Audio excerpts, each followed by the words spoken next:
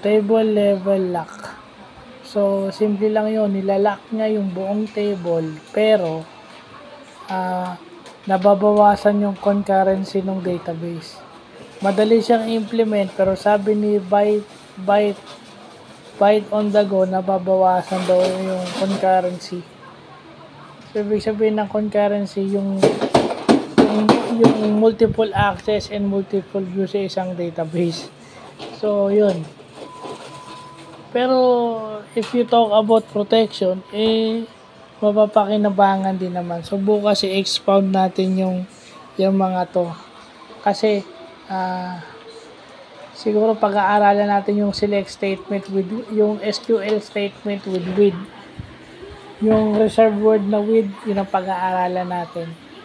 Para ma-expound natin itong mga to kung paano ginagamit.